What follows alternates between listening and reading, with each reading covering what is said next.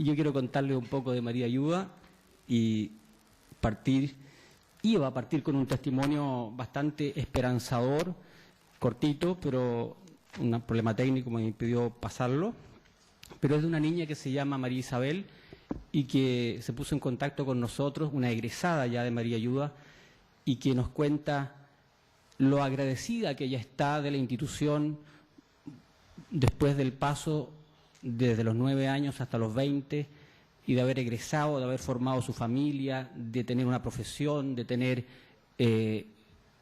también una vida mucho más esperanzadora y haber salido de la situación de maltrato en que ella estaba.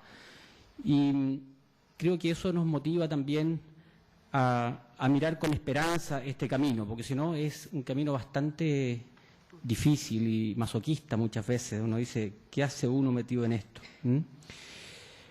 Los antecedentes que yo quiero contarles son 3 cosas fundamentalmente. Primero, la infancia de nuestro fundador de Schoenstatt, que es el padre José Kientenich. El padre José Kientenich, que vivió del año 1885 a 1968, es, podríamos decir, la fuente y el origen de todo nuestro sistema pedagógico de María Ayuda, y curiosamente su vida, desde los 9 años hasta los 15 años, fue en un orfanato. Es decir, en esa época, un orfanato, ustedes saben cómo eran en la época, ¿no es cierto?, estos grandes internados de 300 niños y con una situación tremendamente precaria, pobre, donde solamente los domingos podían usar zapatos, donde eran todos una masa, un número, ¿no es cierto? Piensen en esos grandes internados de Europa en esa época de antes de la guerra y después de la guerra, ¿no es cierto?, eran terribles. Un poquito, ¿no es cierto?, la imagen que se ha mostrado a veces en muchas películas, como por ejemplo esta película, ¿cómo se llama? También, Oliver, ¿no es cierto? Y muchas vidas que se muestran también allí de esa época son tremendamente duras, y nos muestran que allí no había ningún método de intervención, que eran una masa, que eran solamente disciplina y mantener a los niños en esos hogares. Entonces, está como base, como antecedente, este hombre que nos regala un sistema pedagógico, pero que a la vez encarnó en su vida propia también durante varios años un sistema, ¿no es cierto?, de internado, y por lo tanto lo vivió en carne propia.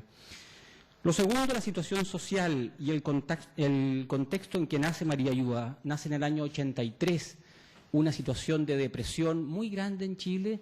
Ustedes se van a recordar, gran crisis económica. La mayoría de la gente pobre iba a comer a los comedores en las parroquias, iba a comer a las juntas de vecinos, se armaban comedores, ollas comunes en las calles, y en el año 83 también sale a la luz un tema que existía seguramente, pero del cual no se hablaba, que era la prostitución infantil. Y allí el padre Hernán Alessandri, que es el fundador de María Ayuda, sale al encuentro de esta realidad y habla primera vez públicamente, ¿no es cierto?, de esto, y era una realidad que realmente era muy chocante. Niñas que a los 6, 7, 8 años eran enviadas por sus padres a las calles a pedir plata, a pedir dinero, y si no volvían eran castigadas, ¿no es cierto?, por sus padres, y muchas veces con el consentimiento de sus papás y otras veces sin. Ellas vendían sus cuerpos por 10 pesos, podríamos decir, ¿no es cierto?, para llevar algo a la casa. El padre Hernán es tocado por esa realidad y dice, tenemos que salir al rescate de la dignidad de esas niñas. El tercer antecedente es la experiencia que hemos tenido en estos 25 años. Nosotros, igual que la hermana, si bien ella habló de 153 años, ¿no es cierto?, nosotros podemos hablar solamente de 25, somos un poco más jóvenes, hermana, ¿no es cierto?, somos unos lolos al lado, 25 años de vida. Y lo otro que me llama la atención es que ellas están bajando el sistema y nosotros nos estamos subiendo, entonces es como para asustarse. Y nosotros tampoco podemos mostrar cifras detalladas de evaluación de resultado que se llama, ¿no es cierto?, pero sí muchas evaluaciones de procesos, así también actuales, pero sabemos por experiencia, también por lo que cuenta la hermana, ese contacto con las niñas que se encuentran y que después van contando su experiencia, como la que nos contaba esa chiquilla, ¿no es cierto?, experiencias positivas, y que cuando te dicen qué la marcó en su vida, ¿no es cierto?, primero haber salido de la situación de maltrato en que estaba, haber llegado a estos hogares, haber vivido una vida familiar, una vida cálida, una vida de vínculos, una vida de afectos, una vida familiar, es decir, los elementos más típicos también de nuestra institución. También junto con eso, yo quisiera decir inmediatamente, tenemos muchas frustraciones también y muchas situaciones difíciles, sobre todo en la etapa de la adolescencia. Qué frustrante es no poder educar, no poder cambiar la vida de una chiquilla y verla siempre con la cara, ¿no es cierto?, que uno no quisiera, y ver que ella al final va a egresar y a lo mejor a primera vista la frustración inmediata, ¿no es cierto?, de nuestra, es decir, no pudimos hacer nada.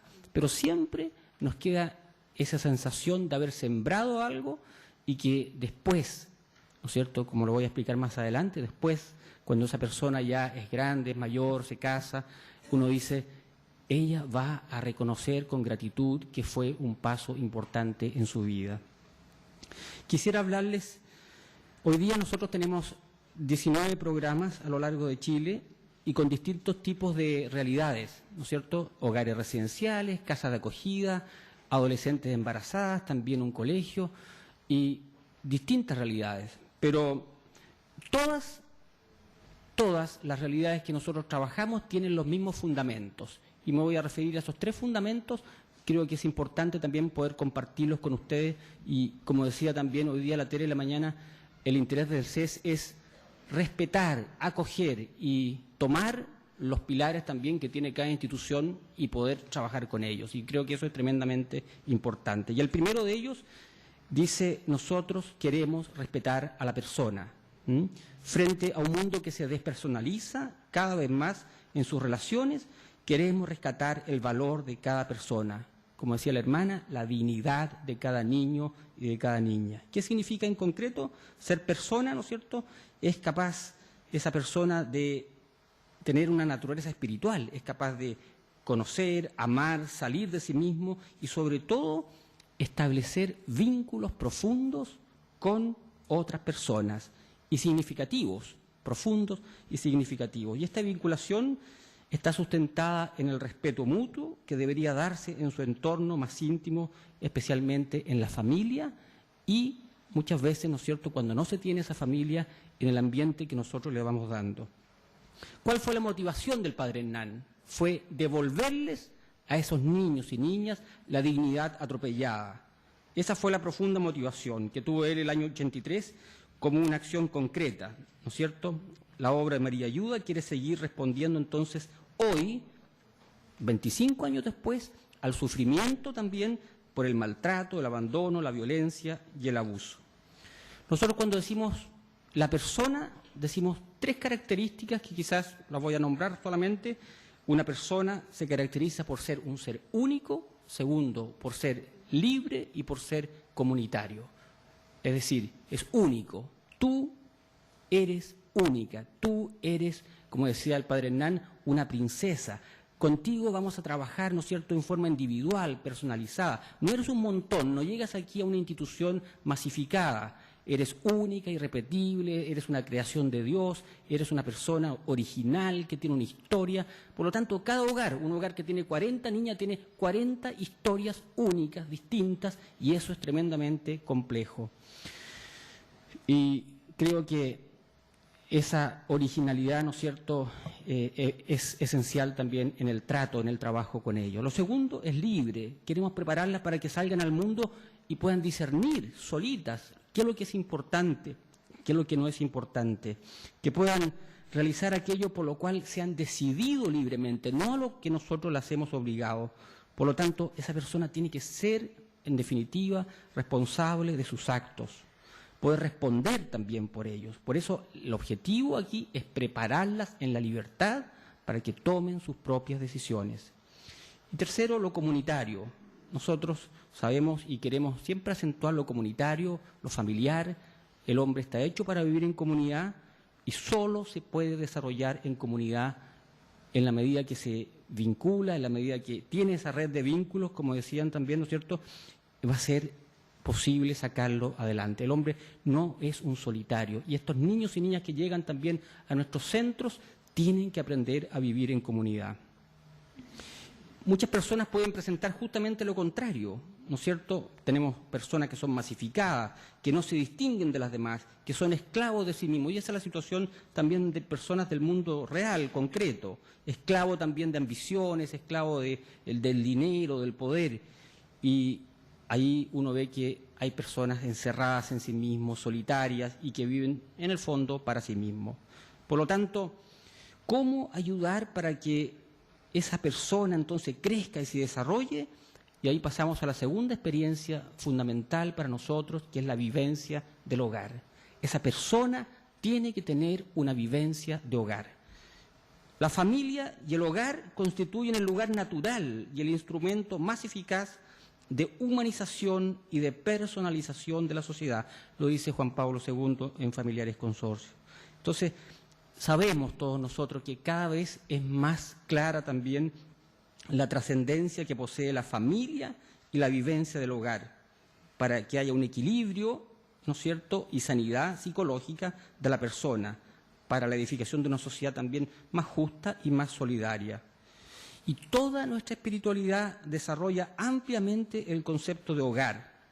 Hogar físico, hogar espiritual, significa hogar de afectos, hogar también, ¿no es cierto?, de vínculos, hogar también en el fondo, en el corazón de Dios, en definitiva. Entonces, para nosotros la vivencia de hogar es fundamental en cualquier tipo de programas. ¿Cómo hacemos en María Ayuda ante esta problemática cuando hay una carencia de hogar justamente? Muchas veces nos llama la atención que les damos todo, les damos esa vivencia de hogar, ese ambiente familiar, ese tener vínculos sanos, y quieren siempre volver a su casa. Después de 1 año, 2 años, tú le preguntas a la niña y siempre quiere volver a su casa.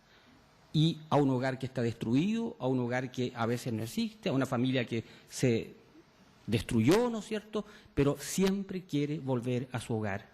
Y nos llama la atención, tú le ofreces todas las posibilidades también materiales, y si no se le ofrece ese hogar afectivo, ese hogar, ¿no es cierto?, que es el que en el fondo cobija el corazón, entonces, en definitiva, es muy difícil sanar. Cuando no existe ese hogar, entonces, en ese sentido del afecto que hablamos, ¿no es cierto?, del amor y de los vínculos sanos, la persona tendrá siempre una carencia que tarde o temprano va a ser crisis en su vida. Recordemos que en Chile hay 13.000 niños que viven en hogares residenciales. Y eso es lo que nosotros llamamos residencias, de las cuales hablaba la hermana.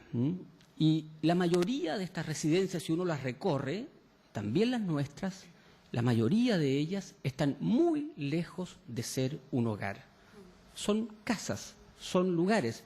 Nosotros hemos tomado residencia en el último tiempo que a mí me deprimen, ¿no es cierto?, a cualquiera persona que entre, porque uno dice, aquí no están las más mínimas condiciones de materiales, ¿no es cierto?, de espacio, de donde no hay un jardín. ¿Alguien ha ido alguna vez al norte, a Iquique, Antofagasta, o ha ido a alguna ciudad, ¿no es cierto?, donde no existe ninguna posibilidad de tener un lugar y un espacio más amplio? Es tremendamente deprimente. Entonces, esas residencias, hogares, casas de acogida, ¿no es cierto?, nosotros queremos llenarlas en la medida de lo posible de afecto, de vínculos, de ambiente familiar. Y creo que allí está el principal pilar también de nuestra pedagogía.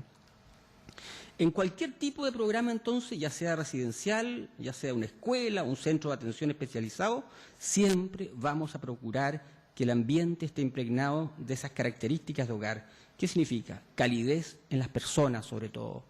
Que la niñita pueda decir, me acogieron bien. Ese es el primer paso, el acogimiento. En el ambiente externo, que todo en el ambiente externo te diga, aquí hay algo distinto. No es solamente una casa, ¿no es cierto?, con unos sillones que están rotos, con unos cuadros que se caen o que no existen, sino que realmente hay un ambiente externo adecuado. Hacer un esfuerzo tremendo en lo externo, en vínculos personales y cercanos. Un lugar donde ellos reciban apoyo y orientación con los equipos técnicos, donde se incentive su crecimiento, asemejando dentro de lo posible a una familia normal, ¿no es cierto?, o ideal, dentro de lo posible. Creemos que el tercer pilar fundamental, fuera del reconocimiento de la persona y su dignidad, de la vivencia del hogar, vivencia, decimos, ¿no es cierto?, de hogar en todo el sentido amplio, pero también la tercera herramienta es la pedagogía de las vinculaciones como acento prioritario de todo nuestro trabajo.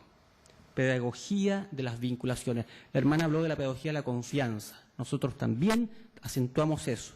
Y dentro de los elementos, yo quisiera hoy día solamente acentuar esta, que es de las vinculaciones. Hablamos de la necesidad de establecer vínculos personales, pero ¿qué entendemos por vínculos? Es mucho más que una relación. El mundo hoy día está lleno de relaciones, relaciones de trabajo, relaciones de empresa, relaciones funcionales, ¿no es cierto?, que no comprometen. Utilitaristas muchas veces, que no enriquecen a la persona, sino que dejan un vacío y que en el fondo la persona se siente utilizada, se siente manipulada. Para nosotros el término vínculo significa establecer, y esto es importante recalcarlo, una relación de amor verdadero, personal, libre y cargada de afecto. De amor verdadero, libre, personal y cargada de afecto. El verdadero amor genera la posibilidad de que se cree entre las niñas y los niños una relación positiva con sus educadores. Es imposible educar a nuestros niños si no existe primero una relación de amor. Y ahí está la esencia del cuento, creemos nosotros. La relación de amor, no la relación de la tía solamente así funcionalmente, o de la educadora, o de del equipo técnico. Es una relación de amor. Y cuando la persona se vincula en el amor a otro, entonces empieza a creerle, empieza a seguirlo, empieza a cambiar de actitud. Ese vínculo incentiva también entonces el crecimiento, la conquista de actitud, la superación personal. No basta con poner exigencias y obligaciones. Podríamos tener lleno de, ¿no es cierto?, de exigencias, un hogar fantástico externamente en todo lo que es conductual. Ninguna niña se fuga, ninguna niña, ¿no es cierto?, o niño se porta mal. Nuestra meta consiste en que se desarrollen auténticas personalidades aptas para la lucha diaria, para la lucha de la vida. Y en cada persona se va gestando entonces a lo largo de sus vidas una red de vínculos en la cual está inserta y a la cual ella coopera también solidariamente con su aporte. Tremendamente importante. Y vamos a destacar solamente tres cosas. Primero, el vínculo con ella misma. O sea, nuestro primer objetivo es que se conozca, que se acepte, que pueda quererse, que pueda valorarse. El padre Hernán usa muchas técnicas para hacerle sentir esto de conocerse, de quererse, valorarse. La corona como reina, le dice, tú eres una princesa, tú eres una reina, tú vales, tú has sido atropellada en tu dignidad, en tus derechos, en todo, pero eres para Dios el ser más importante de la creación. Y cuando empieza a sentir eso, entonces empieza en su propio yo a nacer algo distinto. Aprender a aceptar su historia dolorosa, a veces traumática, conociéndola y asumiéndola como parte de su vida, y también ayudándola a proyectar su vida futura aceptando esa vida dolorosa. Vínculo consigo mismo, vínculo con los demás, ¿no es cierto? Simultáneamente tratamos de que se establezcan vínculos con otras personas, que se aprendan a relacionar en forma sana.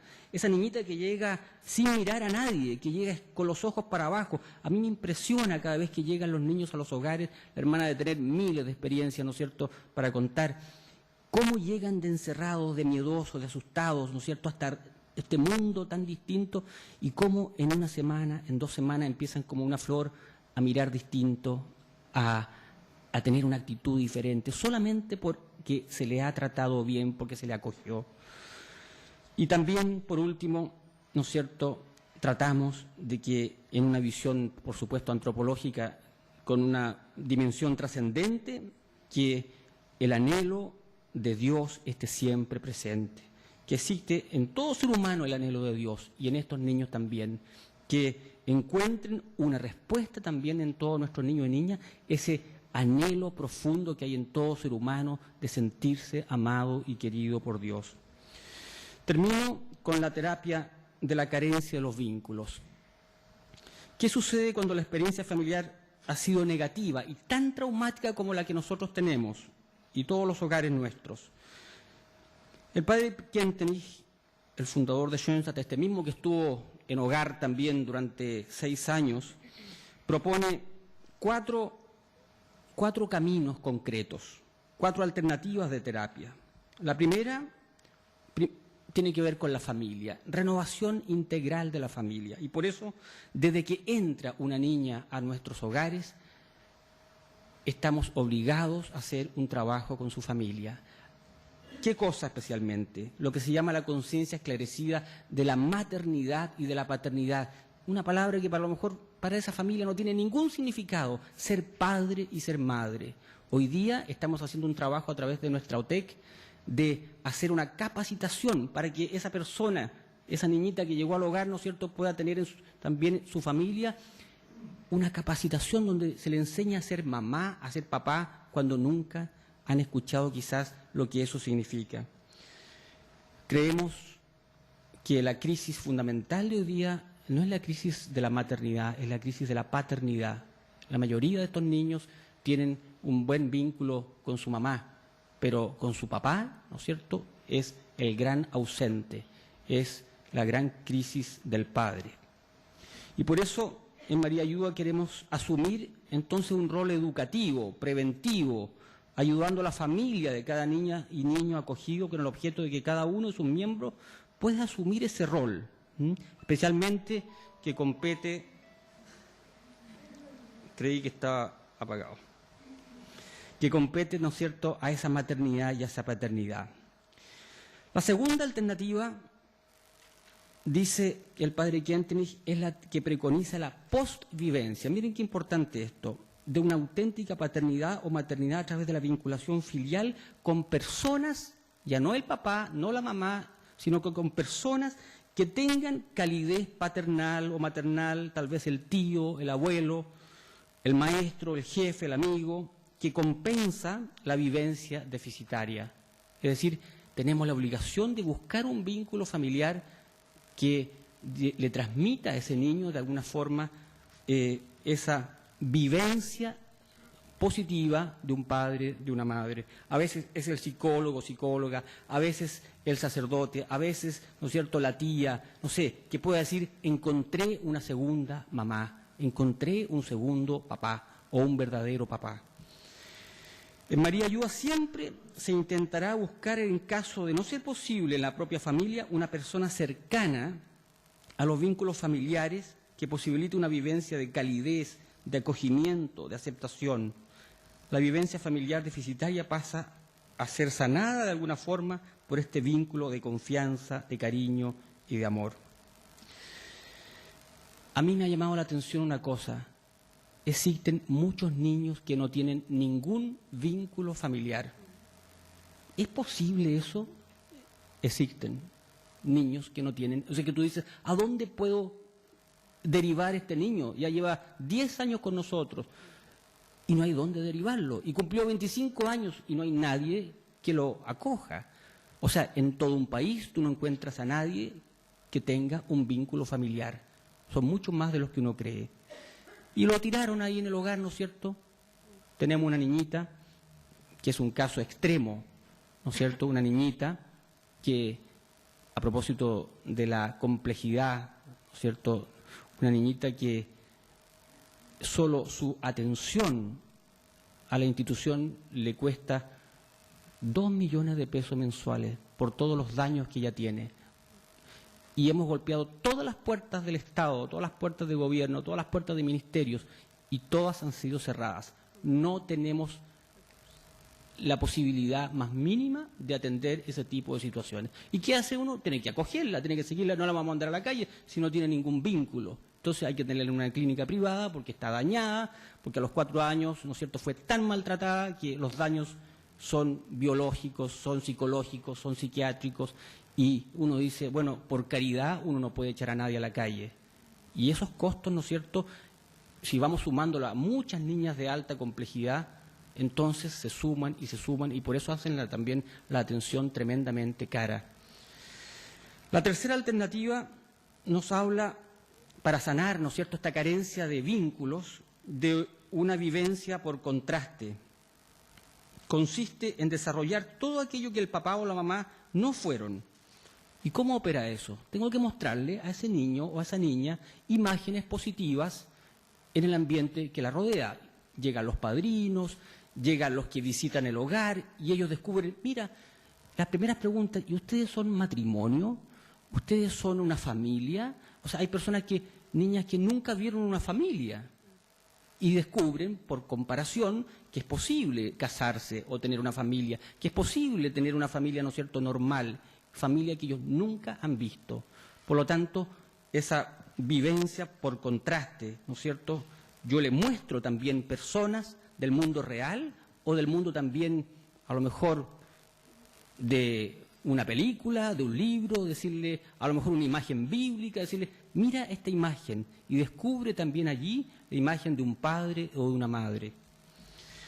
La vivencia complementaria, por último, ¿qué significa?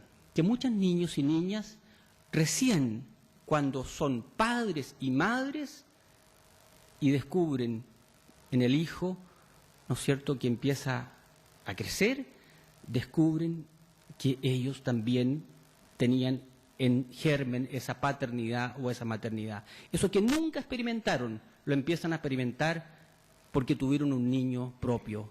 Es maravilloso cuando forman su propia familia, descubrir que todo eso que aquellos no habían entendido nunca, que eran puros conceptos, lo descubren en la verdad. Ahora que tuve un niño padre, sé lo que era ser mamá, sé lo que yo nunca tuve y por lo tanto, ¿no es cierto?, por complemento, contarle solamente el padre Kientrich que tuvo en esta situación, ¿no es cierto?, se transforma en un gran padre espiritual sin haber tenido un papá. ¿Y por qué? Porque en el fondo vivenció la paternidad espiritual en una cantidad grande de personas. Por último, las consideraciones finales. Hermana, coincidimos plenamente con las dificultades y los nudos, las dificultades actuales en el trabajo de intervención en hogares residenciales. Primero, la tensión que se produce entre los procesos de vida. Si estamos diciendo que los procesos de vida son lentos, son desde el corazón hacia afuera, de dentro hacia afuera, son de una unidad a otra unidad, es decir, integrales, entonces no se puede educar niños y niñas en un plazo de 2 años. Es imposible, es una utopía, ¿no es cierto?, o en un plazo de 3 años. La realidad de las políticas de infancia, ¿qué es lo que buscan? Cobertura, plazos reducidos. Entonces es imposible lograr una vinculación, que es la esencia de nuestra pedagogía, ¿no es cierto?, para que en ese tiempo adecuado podamos restaurar las confianzas y los afectos con los niños. Segunda dificultad, el perfil de los niños que ingresan a la residencia es con alto grado de daño y complejidad.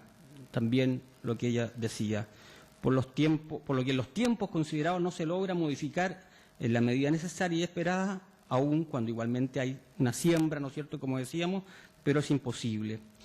O sea, el tema del perfil de los niños que ingresan, antes era distinto. Nosotros también los 25 años para atrás recibíamos demanda espontánea y venía la mamá y te entregaba 4 niñitas, ¿no es cierto?, para que tú se las educara porque no tenía cómo alimentarlas, pero es muy distinto que te remanden los tribunales a una niñita que viene con un daño de una complejidad, ¿no es cierto?, que viene de la calle, que ha delinquido, que se ha drogado, que ha tenido prostitución, o sea, es otra realidad.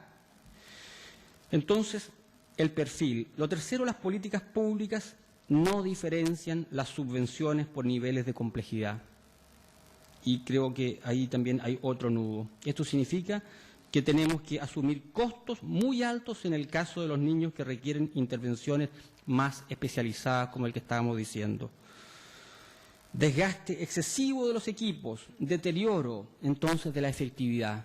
O sea, qué difícil. Pienso, por ejemplo, en Iquique, la hermana que está aquí, le viene llegando, ¿no es cierto?, de distintas, siempre pasea por las regiones viendo esta realidad. Cuando el juez, la misma jueza va al hogar y te dice, aquí tiene la niñita, para que no se la manden a ningún lado, ¿no es cierto?, te la va a dejar ella. Aquí la tiene, y tú tienes que mezclarla con niñitas que están sanitas, ¿no es cierto? Y viene una niñita que le deja la embarrada en el hogar, o sea que rompe todo lo que tú habías hecho. En 2 días perdiste todo lo que habías hecho. O sea, esa política es imposible de llevar adelante. Es decir, hay algo y ahí no hay dónde mandar, porque si no la mandas a ese hogar, no hay otro. La tienen que mandar a Arica. ¿Y qué vínculo familiar va, ¿no es cierto?, a hacer, o la mandan a Calama o la mandan a otra parte? Es imposible. La edad de los niños es un factor de tremenda relevancia. Mientras menos edad tienen, mayor es la probabilidad de lograr la internalización de valores y actitudes y conductas, las que adquieren fundamentalmente por el modelaje, el cual no se puede hacer efectivo si no es vivenciado en un plazo breve. Qué rico, ¿no es cierto?, es atender a los niños pequeños. Qué amoroso cuando llegan, qué rico cuando todavía tienen 9, 10, 11, 12. Pero pucha, que es difícil cuando tienen 14, 15, 16, en esa edad insoportable de la adolescencia, ¿no es cierto? Y que no te miran y que tú no sabes por qué y que te hacen la ley del hielo durante 2 años y tú estás ahí sin saber cómo enfrentar el tema. Cuestión de preguntarle a las directoras de hogares, a las tías, ¿no es cierto?, esa realidad. Por último, los cambios reales y efectivos en las familias en un plazo corto es imposible. No se puede. En 3 años, ¿qué familia vaya a cambiar? La mamá drogadicta, alcohólica, en prostitución. ¿Qué familia vaya a cambiar con un papá que no existe? O sea, tiene que haber un plazo largo. Esa niñita de la cual yo les hablaba al principio estuvo de los 9 a los 20. Sí es posible lograr algo, pero en 3 años es imposible. Y por último, la inconveniencia de los grupos etarios conviviendo juntos, ¿no es cierto? O sea, estas niñitas de 3 años que llegan junto con la de 14 que le enseña ya de todo, ¿no es cierto?, que estas niñitas de 9 quieren imitar todo lo que hacen las de 15, imagínense lo que significa eso en el modelaje de ellas mismas. En cambio, ¿no es cierto?, hay una contaminación, un modelaje negativo y una experiencia valórica totalmente distinta. ¿Cuáles son los desafíos que tenemos ahora?